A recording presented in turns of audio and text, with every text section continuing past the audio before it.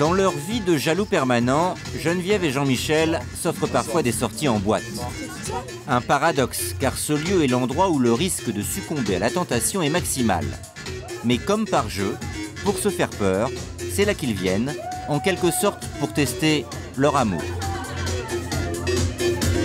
C'est un piment quand même, la jalousie. Dans le mariage, rien n'est acquis en fait.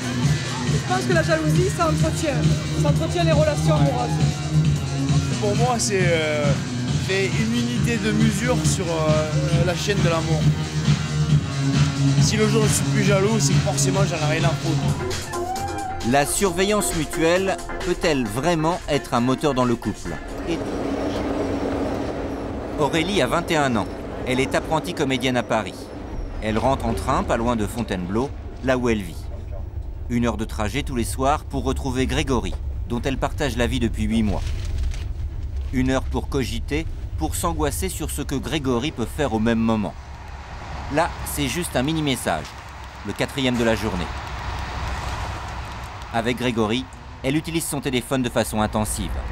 Je le harcèle quand même, parce que des fois je peux faire 10 appels à la suite, quoi. Dès que je suis toute seule, dès que j'ai envie d'être avec lui, que je suis pas avec lui, je sais pas où il est, je sais pas ce qu'il fait. Ça trotte un peu dans la tête. Il me dit qu'il est à tel endroit, il n'est pas là, donc je me dis peut-être qu'il a rencontré quelqu'un dans la journée. Il sait que je suis jalouse, hein, il me le dit tout le temps, il fait ouais, des fois t'es chiante à être jalouse parce qu'il n'y a pas de raison d'être jalouse. Mais bon, je pense que je suis un peu comme toutes les filles, on aime bien savoir tout ce qui se passe, on aime bien contrôler. C'est surtout, je pense, ouais, la jalousie c'est plus du contrôle. Savoir contrôler. Ce vendredi pour Aurélie, c'est soirée bowling à Montargis avec Grégory et leurs copains. Grégory, c'est lui. À 22 ans, il est pompier volontaire, du coup il est souvent absent de la maison, il doit même parfois dormir à la caserne. Alors Aurélie se méfie et le surveille. Et tout passe par le téléphone portable, le sien, mais aussi celui de Grégory. Donc comme il me dit, si j'envoie un message à une fille, je vais pas le garder, hein, je vais l'effacer. Mais au moins je vois ce qu'il envoie, tu vois. Tu vois, à quel point t'es quand même. Bah déjà je regarde qui c'est, je retiens le numéro. Et après j'appelle. Non, j'ai jamais appelé. Mais j'avais gardé le numéro de son ex, au cas où, et je l'avais effacé dans son portable. Voilà. Ça vous arrive d'effacer des messages? Non, enfin, ça m'arrive pas d'effacer des messages, mais quand je vois un message, je vais le voir et je sais c'est quoi ça. Et on en discute. C'est pas totalement faux, c'est pas totalement faux. Surveiller son ami, elle s'en vante devant ses copains, mais comment réagit le principal intéressé? Quel effet ça vous fait de savoir qu'Aurélie fouille dans votre portable? Ah bon, je savais pas. On s'y fait. J'ai rien à cacher, mais bon. Il fouille dedans. Et elle me le cache. Genre, tu m'as déjà appris que tu l'avais fait. La dernière fois, tu sais, j'arrive, mon portable il est allumé, c'est l'écran de veille, il est allumé. Je fais ta fouille dans mon portable? Bah non, arrête, c'est encore allumé. L'attitude d'Aurélie n'est pas bien comprise par ses amis. C'est trop, elle est trop jalouse. Je dis pas ça méchamment. Pour moi, elle est trop possessive. Si je faisais rien, c'est que je me foutrais complètement, quoi. Il y a rien, il y a trop. Oh, et arrête de dire que c'est trop non plus. Il y a une fois où elle m'a appelé chez moi, enfin sur mon portable, et j'étais chez moi et elle voulait pas me croire. Et j'avais personne, enfin j'avais pas mes parents pour confirmer. En rigolant, je lui ai dit ouais, tu veux que je fasse aboyer ma chienne ou qu'elle fasse quelque chose, et elle voulait quoi, mais j'ai jamais réussi à faire aboyer le chien. Si Aurélie s'en tient au téléphone, d'autres jalouses ont d'autres techniques. Des méthodes plus radicales et plus sournoises. Nous sommes à Marseille. C'est ici, dans ce quartier populaire, que vit Geneviève, 32 ans, avec son mari et leurs 3 enfants. Assistante maternelle à temps partiel, elle est souvent à la maison. Elle aussi est jalouse. Il suffit de la retrouver à l'heure de la lessive pour en avoir confirmation.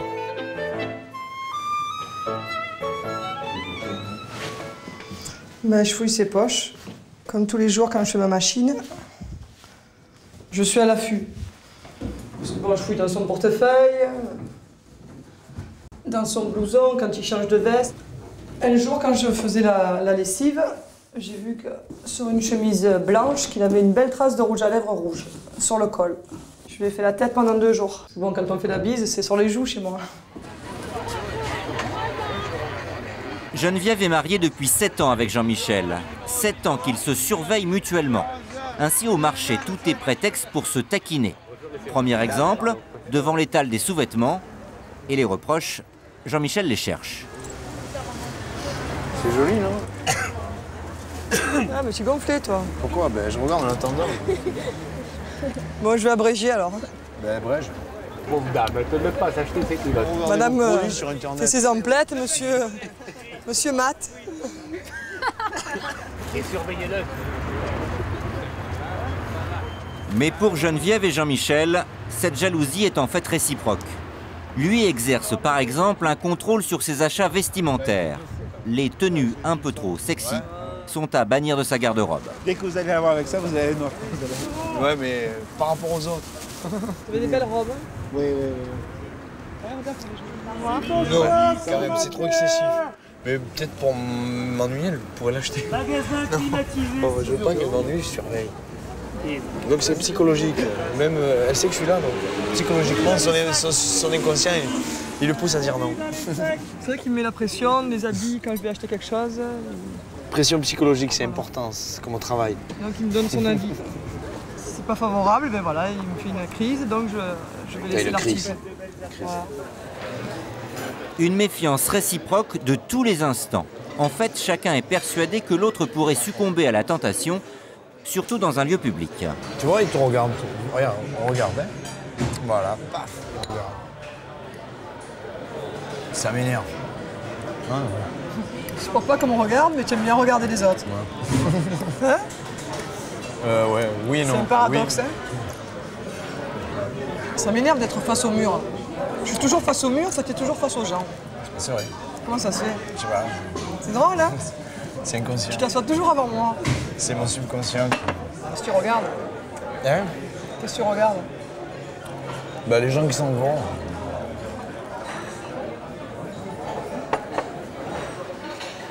Tu as toujours la tête tournée. Hein? Non. Oui. Pas non. Dans ce jeu de l'espionnage amoureux permanent, Geneviève ne manque pas de ressources. Tout est une affaire de détails et de calcul. Nouvel exemple.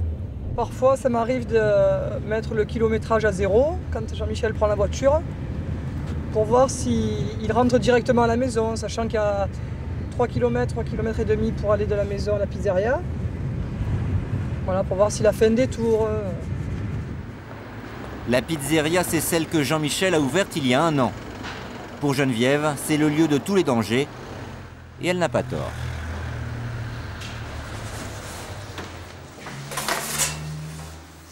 C'est vrai, ce qui énerve ma femme, c'est même si je suis là, eh ben je vois qui passe.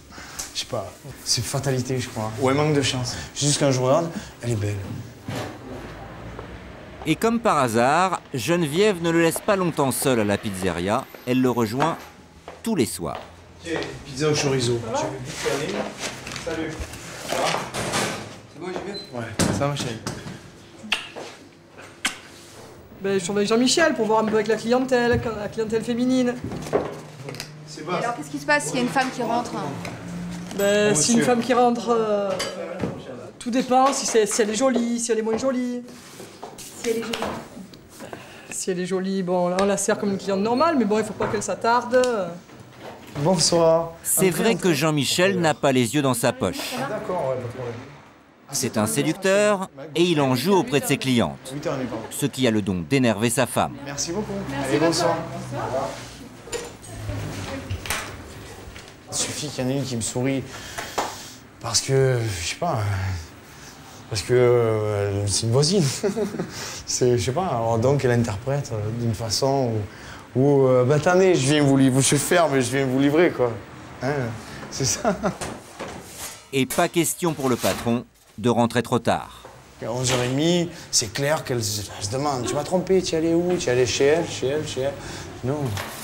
Elle va penser que je suis en train de la tromper, mais non. Je suis en train de travailler, donc je néglige pas le travail, mais le nettoyage, je ferai le lendemain. Bonsoir. Bonsoir. Et voilà. Bon appétit, bonne soirée. Merci monsieur, au revoir. Dans leur vie de jaloux permanent, Geneviève et Jean-Michel s'offrent parfois des sorties en boîte.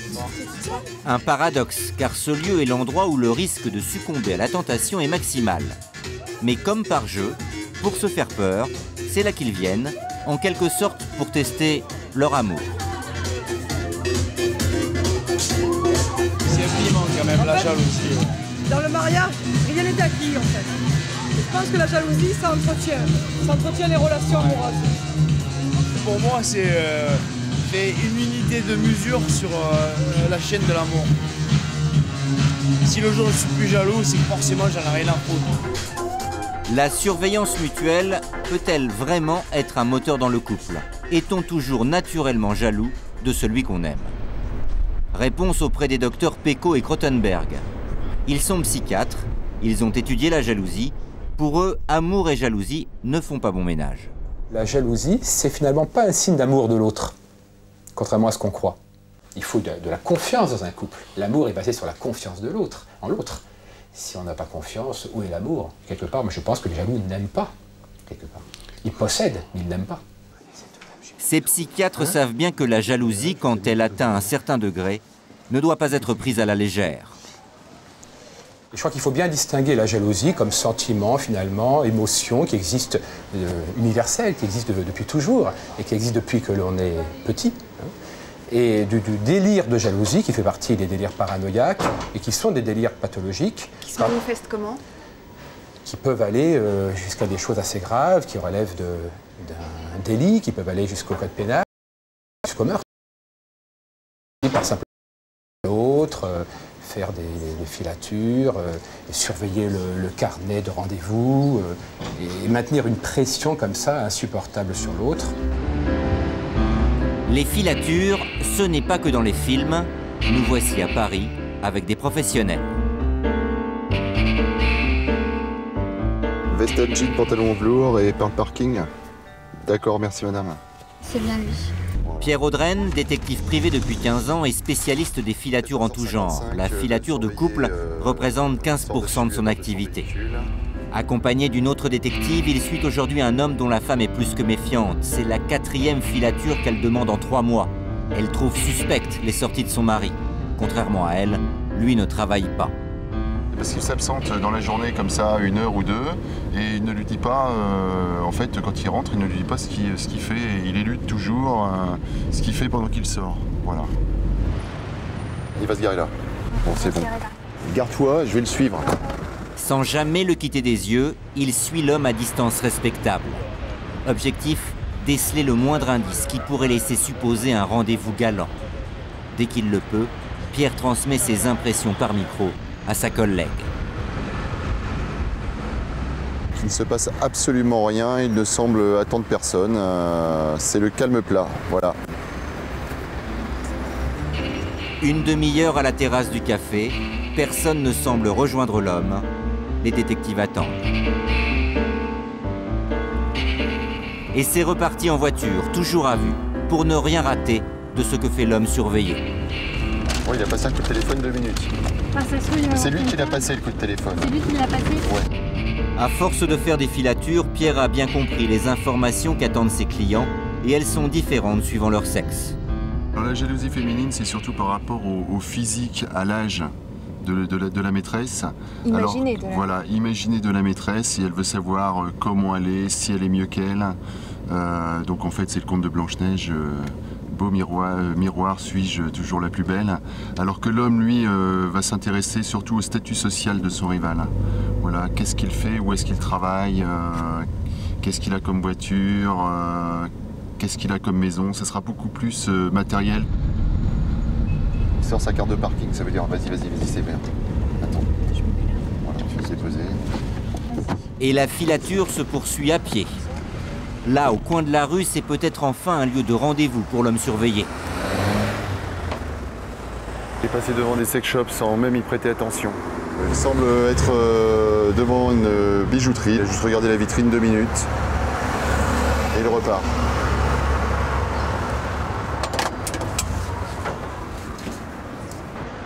Finalement, c'est dans un cinéma que l'homme surveillé rentre. Mais y sera-t-il seul? Pierre doit savoir. Il le rejoint très vite et assistera à la première demi-heure du film. Bilan de cet après-midi de filature, rien à signaler. Ça fait, on nous a baladé toute la journée depuis 3 h de l'après-midi. Là, il va rentrer tranquillement chez lui à 19 h après avoir fini son film d'action. Pour Pierre, c'est l'heure de faire le compte-rendu à sa cliente qui a dépensé 240 € pour tout savoir de l'après-midi de son mari et du film qu'il a vu au cinéma. Donc apparemment, toujours rien et aucun signe. Mais vous êtes sûr qu'il n'est pas sorti par une autre sortie après et que vous ne l'avez pas vu et qu'il a rejoint quelqu'un pendant ce temps-là? Cet argent qui expire, il faut bien qu'il serve à quelque chose. Ça me paraît bizarre, il faut payer une chambre d'hôtel en argent liquide, il peut, je sais pas, il accorde pas des femmes et... Non, justement, non, le nez dans ses journaux et il ne regarde absolument pas les femmes passer.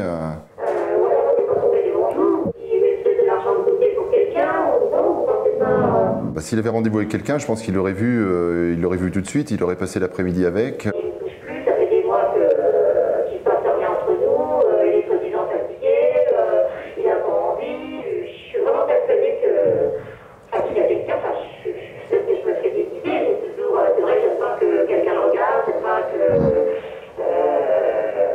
je suis pas jalouse, c'est vrai, mais si vraiment...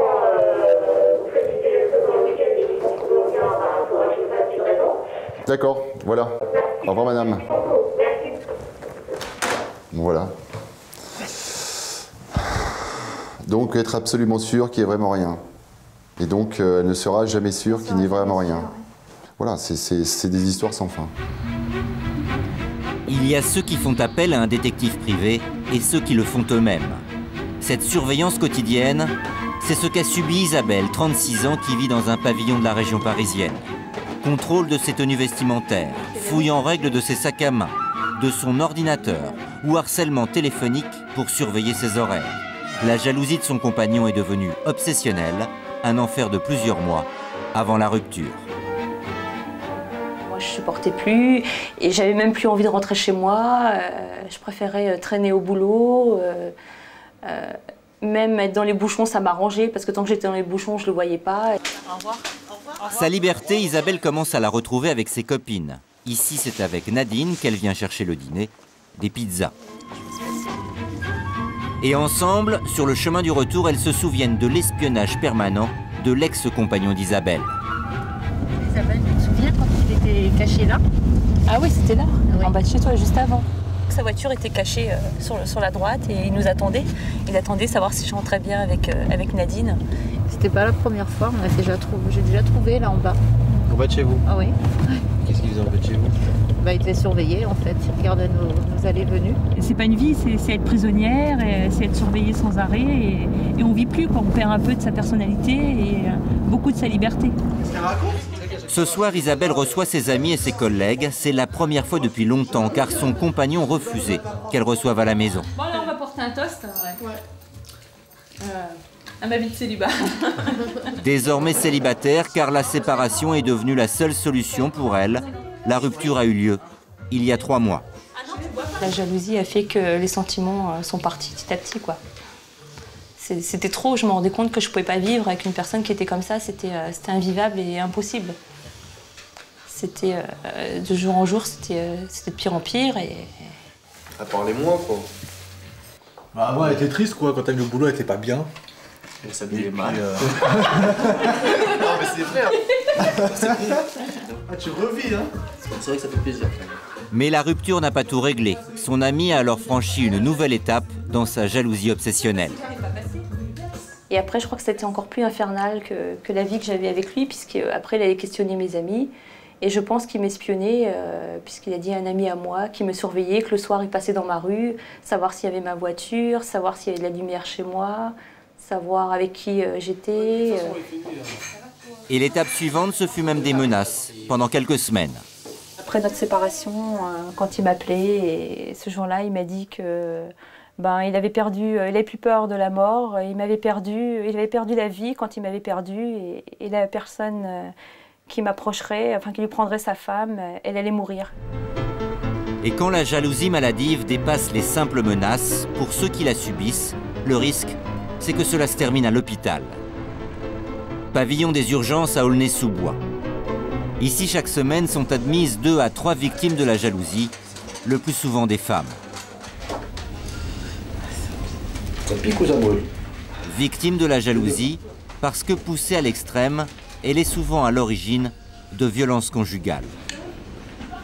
Il est 22 h un dimanche soir. Cette femme mariée depuis 10 ans vient pour la 2e fois en quelques mois. Après des cocards au visage, aujourd'hui c'est pour des coups sur le bras et dans le ventre. Les coups, toujours la violence. Tout le temps ça crie, tout le temps. J'ai reçu des coups, j'ai le bras qui n'arrive plus à se plier, j'ai mal là, j'ai l'œil qui me fait mal. Et pourquoi? Pourquoi ça déclenche? Qu'est-ce qu'il a dit? Il a dit quelque chose? Il veut te contrôler. Il veut te contrôler, il est très jaloux. Pour vérifier, pour contrôler. Il est très jaloux, il est jaloux. La jalousie, pourquoi? Qu'est-ce que ça cause de quelque chose? Pour les docteurs Crottenberg et Pecot qui travaillent justement à l'hôpital d'Aulnay, la jalousie, quand elle atteint ce degré-là, est une vraie maladie. La jalousie n'est pas une maladie mentale, mais elle peut devenir une maladie mentale. C'est-à-dire qu'elle peut s'inscrire dans ce qu'on appelle un délire paranoïaque passionnel, où en effet, la personne qui souffre de ce délire va être obsédée en permanence par des intuitions délirantes, des interprétations délirantes. Certaines femmes ne supportent pas cette pression et peuvent développer une symptomatologie dépressive avec parfois malheureusement des tentatives de suicide. Mais plutôt que de soigner les douloureuses conséquences de la jalousie, on peut aussi en traiter les causes, mais ça c'est plus difficile.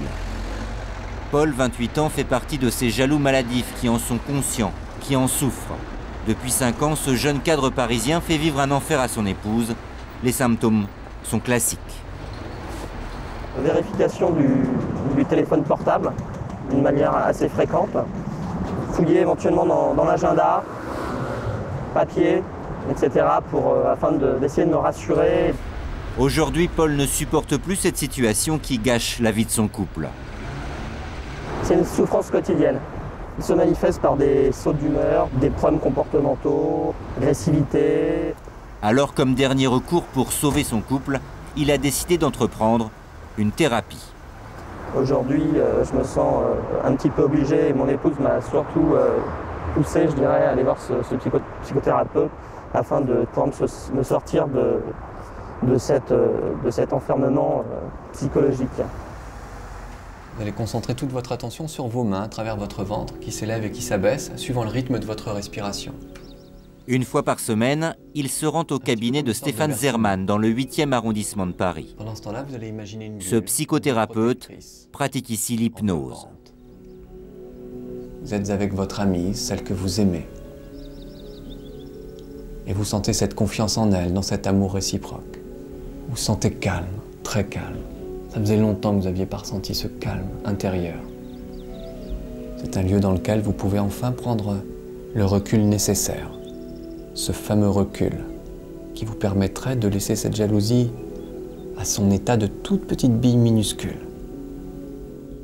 La base de cette thérapie, travailler avant tout sur l'estime de soi.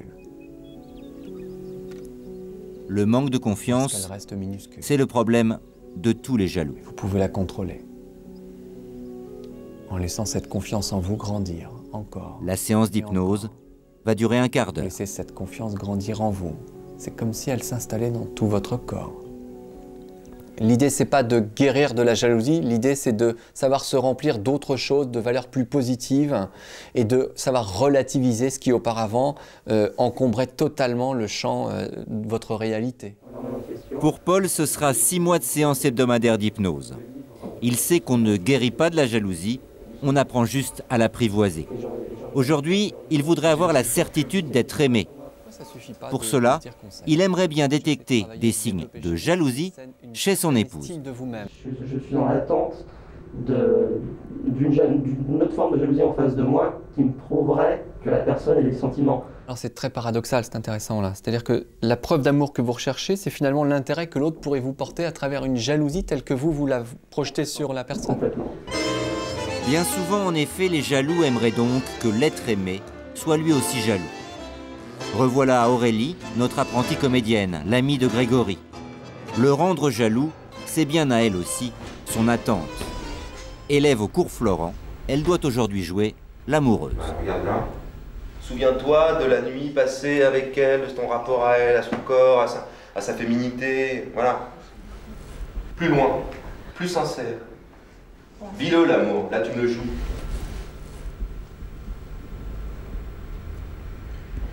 Un vrai baiser, pas une...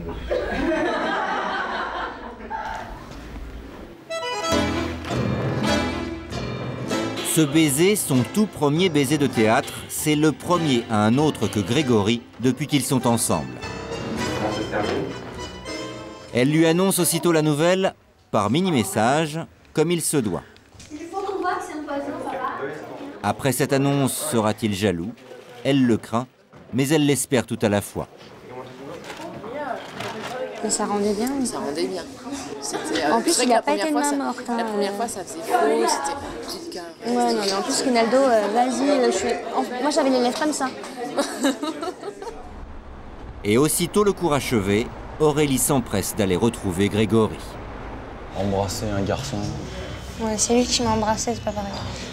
Vous étiez deux. Oui, mais non, bah moi j'étais mal et puis voilà quoi. Je suis conscient que c'est là-dedans, enfin j'étais au courant donc. Après je fais confiance, c'est que du théâtre. Et oui, pas de chance pour Aurélie, tout le monde ne devient pas jaloux.